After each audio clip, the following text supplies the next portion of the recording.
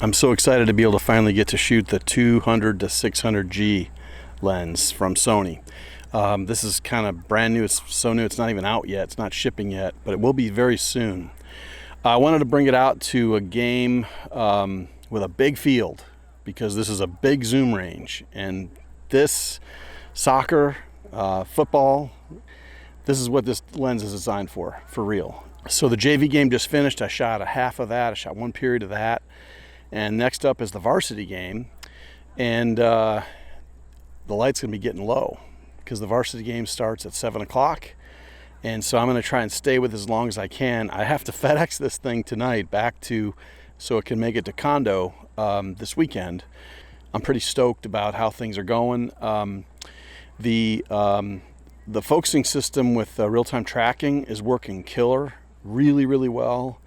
This lens, to me, does not autofocus as quickly. It can't go from near to far nearly as fast as the two big GM lenses, the 6 and the 4, or even the 100-400. But I haven't had one instance yet where it was too slow to go from close to far. So, I don't know. The A9 is certainly the camera of preference for me to drive this thing. I have never in my life shot a game at 6.3 aperture before. So this will be a whole new thing. 5.6, yeah, but not 6.3. So it's another third of a stop slower. But I have a feeling between the A9's sensor technology, the killer low light of the A9 with its processing off the sensor, that I'll be just fine. But I expect to see a little bit more noise in my images versus using a 400-2.8, of course. But remember, this is a full stop and a third slower than a 600 f4, but it's $2,000.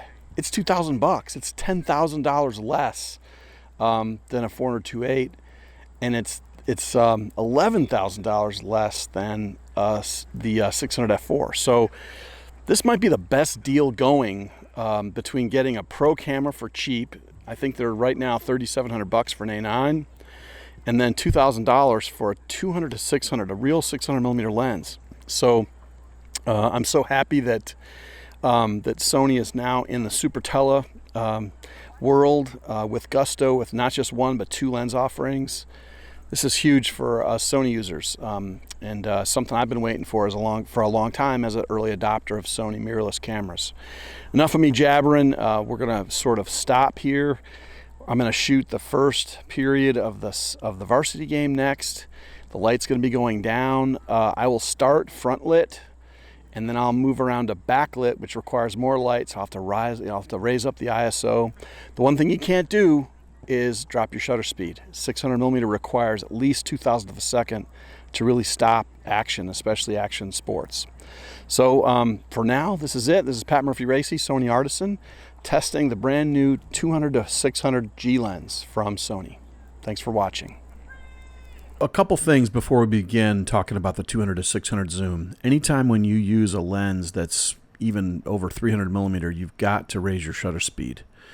I've already seen some talk on the internet about this lens maybe not being sharp, and people are probably just using too low a shutter speed because it's plenty sharp. If you look over here, you can see that my shutter speed is 3200th of a second at 6.3. I'm at 1000 ISO. Now, some of you might balk at that and say, oh man, I don't want to be shooting 1000 in bright sunlight. When you've got a camera like the A9 that's native ISO is 3200, it doesn't really matter. It's all good. So don't be afraid of that. Don't be afraid of that at all. So here I am. This is at 576mm, and we're just going to kind of go here. I'm going to go through this. It's going to be partly talking about how I shoot soccer, and then just partly about the lens. So here we go. So this is kind of a nice shot because both feet are off the ground. She's centered up nicely.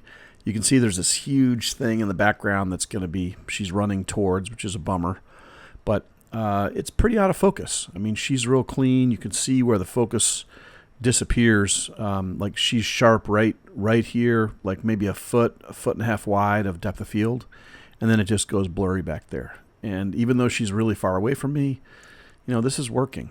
The other thing to pay attention to is up here. This is 6,000 by 4,000. And this means it's full frame and uncropped. So just kind of watch that as you go through these. So now she puts her face up. It's a little more complicated because we got the the stuff back here, but she looks good. The exposure's good. You can see all the little rubber pebbles kind of flying every time they hit the ground hard when they're running. You see that. It kind of makes the pictures look better. Also notice that the ball is perfectly round, even though it's moving really fast. The A9 has a special sensor where even when you use very high shutter speeds on electronic shutter in silent mode, everything is going to be right. So your shaft of your golf clubs is going to be much straighter, and your balls are always going to be correct, and you're not going to have deformed arms and stuff like that. So I digress. Here we go. So now she's really getting into it. Now, one thing that's cool is I'm using focus tracking, or what Sony calls real-time tracking. So I have basically picked her body. I just hit in the center of my viewfinder, like right around here. I'm set to flexible spot small, and I just hit her body, and then I can let her go wherever she is in the frame, and it's going to just track her in this very nice way. So normally, you'd have your center sensor here, and you'd be focused on the background. But this is, I'm just letting the camera do the AI. It's doing all the heavy lifting with autofocus, and I can concentrate on composition. So this is a full frame thing. It's a nice way to work. But this is a nice picture. I wish this foot was off the ground, but hey, whatever. You can't get them all. Now here I'm kind of centered up. This is more like typical of what you get when you use center autofocus all the time. But then I just quickly readjust it, and then, again, here's another example. I hit her and then recompose, so I'd have room for the ball to go, and no problem. Again, this is kind of far away, but we're still 6,000 pixels, so that means this is full frame. I'm shooting from the back behind one goal all the way across the field to the opposite goal, and we're pretty tight. And if you want to zoom in a little bit, you certainly can. There's plenty of detail here. There is a little tiny bit of grain. We're at 1000 ISO and bright sunlight, so that's the kind of the cost you pay for the f6.3 lens. And by the way, the easiest and most consistent way to shoot this thing, if you shoot manual like me, is to actually turn auto ISO off, shoot in manual mode, and just set the lens at 6.3. You're going to end up being at 600, 400, 500, and everywhere in between most of the time. You don't go to 200mm unless they're on goal. So that's what I do. So here's a heading picture that doesn't have the ball because I'm still zoomed in for the last frame. But you can easily zoom in and, figure out what you want to do. No big deal. Easy. I'm just going to go through a few of these. It's real clean. You can see what I'm looking for. I want both feet off the ground when I can get it, and a ball in the frame. If I get great reaction, that's good too. Again, is it sharp? Yeah, it's real sharp. You can see that the real-time tracking is picking up her eyes easily, and so it's doing eye AF even in the middle of a sport like this. It's kind of cool. Love it. These are all uncropped, by the way. I've not cropped any of these. These are straight out of the camera. I've done no toning whatsoever. I've just selected them, and that's it. So yeah. And you can see, like, if this was a 600 f4 instead of being a 6.3, this would be even more fuzzy. She'd be, really blurry. You might not be able to read 31. But still, the 200-600 has very narrow depth of field. Just past her, maybe 5 feet, it's out of focus. And kind of that's what you want for sports photography. Again, both feet off the ground, ball in the frame. There's the point of contact. I love the little, the tongue on the side of the mouth and her concentration. These are all things that kind of make, the picture a little bit better. Foot off the ground, ball off the ground. This player's got both feet off the ground. She's trying to block that kick. Yeah, this is working. I mean, it's nice. Very nice, actually. Really fast run. See all the complicated background. This would be blown out more with a 600 f4 or 400-2.8 with a converter. But for $1,998, this is not bad. This is pretty awesome to be able to have a lens that can do this to a background when the subject is that far away. And this is kind of a nice little run here where you can kind of see the reaction of the players, looking for who she's going to pass to. She's watching her defenders, trying to figure out what's going on. She's in control of the ball, but she's got to watch it every once in a while. And then she kicks it. So one thing that we're going to do is we're going to go back. Using the A9 for sports is a lot like cheating. So here it is, and like as fast as photo mechanic can go. So you can just see how fast the A9 is. And one of the big tests of this lens is because it is noticeably slower in terms of autofocus versus the 100-400 5.6. And so one of the things we want to do is we're going to go ahead and we're going to blow this up a little bit, and we're going to take a look at each frame. So we're sharp there, definitely. Look at those eyes popping, looking good. Yep, no problem. Everything looks good so far. We're just going to look. What we're doing is we're looking for a dropped frame. We're looking for a frame that's out of focus. I'm going to recompose just so I can see her face better. And you can see the A9 has enough time to make 3 separate micro adjustments before it commits to a focus point at 20 frames per second. That's what it means to be doing 60 times per second autofocus adjustments. It's insane. So here we go. What you're looking for here too is like maybe the eyes not to be sharp, but her hair to be sharp. But you can see that the A9 is easily able to manage all this, no problem.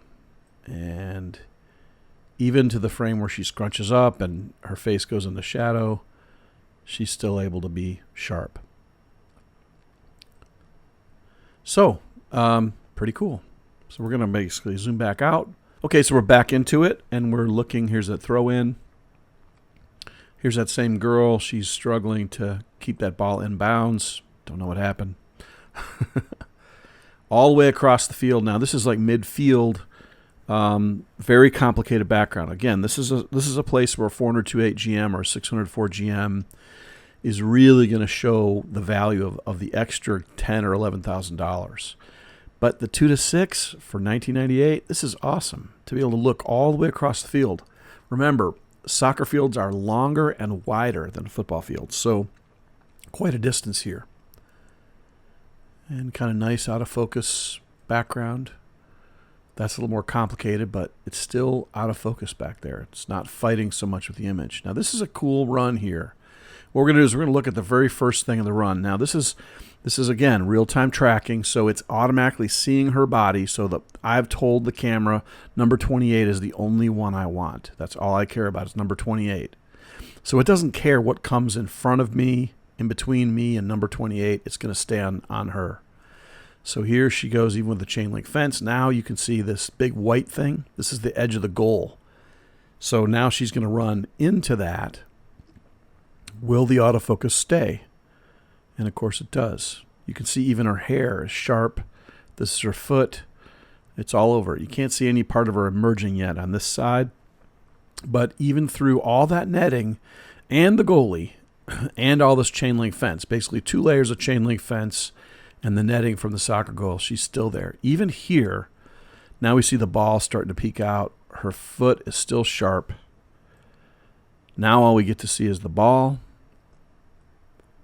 And then she clears the other side. She's still sharp. The camera has obviously picked up IAF in the midst of it doing real-time tracking. And here's her shot on goal. Uh-oh, we're getting into more netting. So now we're looking at like basically 3 layers of netting for the goal plus 2 layers of chain link fence. And the A9 will not give it up. It's still focused on her. And here's her shot. We have 1, 2, 3 frames with the ball still in it. So, yep, no problem. Again, let's go ahead and look here closer. Just see if, oh yeah, it's sharp, no problem. Now again, this picture, these players are very close together. This girl seems to be a little closer than this girl. They're both sharp because we're at 6.3. We're also at 282 millimeter. So just kind of keep your eye on this because I'm able to zoom out when they get really close, where I'd normally have to go and drop my 600 f4 and go for a 100, a 7200 or some other lens. So the ability to use one lens for an entire game is really nice. It works out great. So another little battle here going on. Sharp all the way downfield, across downfield. Now, here's something you can see. See, this is 6,000 pixels by 4,000, right? That's normal full frame. What I've done here is I've retasked the focus hold button on the 200-600 with the A9. And I've told the A9, hey, when I press this button, I want you to zoom in on the sensor. So now we've gone from 600 millimeter, we've gone 1.5x. We've zoomed way in. And that's where you see 3936 by 2624. So it's basically zoomed on the sensor, but this is how it shot it, because I can do that in real time while I'm shooting. It's kind of nice. Now we're back to full frame and 600 millimeter. Just some more images here. Love this, where the girl is really focused on the ball. She's pushing off. She's off the ground here. Now both feet are off the ground. Complicated background, though. This is very, very confusing. And this is where, you kind of want to come in and help yourself out. We're going to jump into Photoshop real quick here. Just do a quick crop. And, an image like this, you may want to do something like that. That's even a little loose for some tastes. But if we crop to this, no problem. This is going to look good. Yeah, that's pretty nice. Even if we go up a little tighter, we're still good. So, yeah, this is a nice image. Looks really sharp. We can even zoom in some more and take a look. Now that's really zoomed in. And now you can see, some of the grain, the noise, but realize how much of a crop that is. At here, it's great. This is 100% from there. So, yeah, no big deal. I'm not going to go ahead and save this one. Don't save, because I may want to use that for something else. We're going to go back in and find that frame again. So here we go. That's where we were. We're going to keep going. So she's doing her thing, the ball. Another little fight here. Girl's trying to get out in front. She does. She evades. Yeah. And again, here's 6,000. 6,000 by 4,000, so that's full frame. And you get 2 frames off the A9. Boom, boom. So the contact with the ball, and the ball literally a foot, maybe a foot and a half off of her foot. I just deleted the rest of the frames because it doesn't matter. And then the next time the goalie gets the ball, here I've punched in 1.5x on the sensor. So no teleconverter needed. Don't have to change lenses. I'm at 600 millimeter, but I'm at 600 millimeter depth of field, but I'm not at 600 millimeter. And just to be clear about this, let's take a look here at where I'm at. So we take 600 millimeter times 1.5x, which is exactly the crop of APS-C, and I'm at 900 millimeter. So this is now a 900 millimeter f6.3 lens. Now the file is smaller than it would be if I'd shot at full frame, but I'm definitely going to do that. So I'm just going to crop this anyway. I'm going to crop even further. So anyway, just as a thought. And there you go. There's the ball contact with the foot. It's even flattened out a little bit, and then off the foot, less than a foot. And you can get this consistently with the A9, no problem. Another girl's got the ball. This is a really nice run, even though her shoe's untied. Still got her shoe untied. Okay, 23, like this. Both feet off the ground. Focus, she's really moving. Again, both feet off the ground. Both feet off the ground. Now, I've edited these. I've deleted the ones in between because the A9 shoots an enormous amount of images. There were 3,500 images from one full game, so half a game of JV, half a game of varsity. And so I would have had, about 7,000 pictures if I had shot both games. Notice how this girl is driving the ball. She's made a turn now. She's by herself. Now all these other players are coming in the frame. And she's about ready to run in front of number 21. Let's see how the autofocus does. And even when she's here, it's still good. I mean, I can still see her. And I can see that her Adidas, I can read Adidas on her shoe. I can see her cuticles really well, both hands, her hair. I can't see her face anymore. So what's happening here is the camera can no longer achieve eye AF because there's no eye to look at. But even so, it's ignoring the eyes of these other players because it knows I only want this one because I've not lifted my finger off yet. So let's see how it does. Now she's totally blocked. The ball in her knee is still sharp and her hair is still sharp. So pretty cool. Again, off the ground, both feet. Love that. This girl's really, really cranking in there. Here's her shot on goal. And she's got time to look up and see what happened. Pretty cool. Bobble a ball. Yep. It busted my son. He's like flipping his iPhone up and down in his hands while in the stands. So, Patrick, I see you. Okay. Now we go to the varsity game. So that was all JV. Here's varsity getting ready to go out. There's the coach. Okay. So I like this. Like in traffic, this girl's in control of the ball. There's all these players, but real-time tracking is doing great. It's ignoring everybody else except the ones that I select, which is really cool. Both feet off the ground, in control of the ball. Nice. Good. Push off. She's trying to steal the ball. Yeah, these are good. I mean, this is all looking good. We can do a focus check here. We haven't done that in a while. Let's go ahead and see how sharp we are, and we're very sharp. Everything is looking good. I can see individual strands of hair. Brunette, you know, even dark hair against a dark background. So we're still looking good with focus. No problem. And, yep. Okay. Let's check that one, see how we did with focus. Oh, yeah. No problem. Looking good. 200-600 is looking good, I have to say. Again, both feet off the ground. Actually, the defender's off the ground as well. So this is kind of the ideal. Your defender's off the ground and your the person on offense. There's a ball in the frame. Kind of cool. And again, I would crop all these. I'd crop all these pretty monstrously, actually. Here's a very complicated background. Don't bite your fingernails. Here's the goalie. This is not lens. This is not shutter distortion. This is actually the ball changing its shape when it's being hit by the foot. So on the A9, you get not just this frame, but you get this frame too, where the ball is still in the frame. Kind of cool.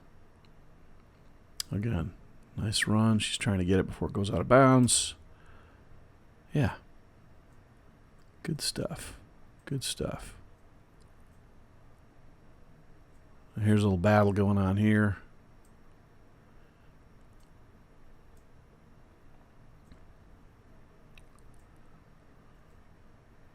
Yep. This is a good frame. Really good frame. Yep. A little grainy. Notice the I'm up to 2500 now because it's starting to get dark. Still at 6.3. I've dropped my shutter speed down to 1600th of a second. Now, I've got a lot of experience shooting sports. When you start out with a 200-600, you're going to need to be higher than that. But over time, if you test and stuff, you might be able to shoot it lower. But there's a lot of camera shake at 600mm. Just keep that in mind. This is a really nice frame. This might be the nicest frame of the whole take. She is tack sharp, and her feet are just in this tremendous positions. The ball is even off the ground. Even though it's an inch, it's still cool. But the body language in this is just tremendous. This is a really nice image. This would be a good cover for a yearbook or something or whatever. But that's a nice frame. I'm happy with that. Both feet off the ground. Little battle going on. And the white player's going to get the kick in, I think. Yes. This is running down. This is really nice too. She's all stretched out. Her legs are really far apart. Both feet off the ground. Ball off the ground. You can see the defender. She's obviously going to kick this ball before anything happens. And there it is. She tries to block it. It didn't work. Okay. I'm hoping these are helpful. I'm hoping these images are good for you to kind of just see what's going on. But this is a good one. Again, it shows the background really out of focus and the foreground sharp. Let's see how we do here. You look at her neck is all bulging. She's probably screaming or something. And then she kicks. And then the next frame is going to show her head snapping around to see where her kick went, to see what happened. And there she's got her eyes on the ball and where it's going. Pretty cool. Very nice. Both feet off the ground. Yep, both feet off the ground. 1 foot pushing off. Both feet off. This is kind of what I'm looking for. Same thing. Okay. I'm going to go a little faster because I think I'm getting boring now. But it's nice to see this. This is a good example. 600 millimeter at 6.3. We're at 12/50th of a second. 3200 now. So the light's going. It's overcast and getting dark. How we looking? Let's take a look. We're very sharp, but there's still some grain in there. Sports photographers don't care about grain as long as it's sharp. That's generally the rule. Okay, again, real-time tracking. I can hit this girl's face and I can recompose and like put her way over on the edge. It doesn't matter. It's going to track it just fine. Nice. I like this one. Oh yeah, all the hair, individual, hairs. A little bit of noise there. Not too bad though. And I've not done any post on these, so you could take out some of that noise, no problem. So one thing to consider about, hey, is this 200-600 the lens for me? You might want to think about what camera you have. If you're still using an A7 or an A7 II or A7R2, you may want to get the A9 to get the kind of results I'm getting, because those cameras don't have the greatest low light, and their electronic shutter is really slow. It's like 1/4 of what the A9 is. So the A9 might be an option for many of you. It just depends. So that's something to consider. I like this frame. Again, I love the body language, her flying through the air. She's like trying to get that ball, and she's jumping over somebody or something. Pretty cool. Yep. That's the last frame. So just in summation, I just can't see any lens being a better deal for the money. Like, I think, pound for pound, millimeter for millimeter, the zoom range, 200 to 600 millimeter is a huge zoom range. And it's a very compact, small lens that also is sealed, not just from the standpoint of autofocus and being internal focus, but being the zoom sealed as well. So this camera is going to be much better off in a rainstorm, shooting lacrosse or something, or out at a golf tournament. As I've said in other videos, I probably won't buy this lens, but only because I already own the 100-400. I already have the 400 GM, and I plan on buying the 600 GM. So, if I wasn't going to get the 600 GM, I would definitely buy this lens because I'd want to shoot golf with it and other things. And even if I do get the 600-4 G Master, I would be very inclined, if I was going to do a golf tournament, which start on Wednesday and they go all the way through Sunday, 200-600 would be a great one to borrow or rent. So, I wouldn't count it out, and I may eventually purchase it anyway, but it's just a great lens for the money. It's just hard to beat. So I hope this is helpful to you. This is Pat Murphy-Racey, Sony Artisan. I'm going to finally shut up. Have a great one. See ya.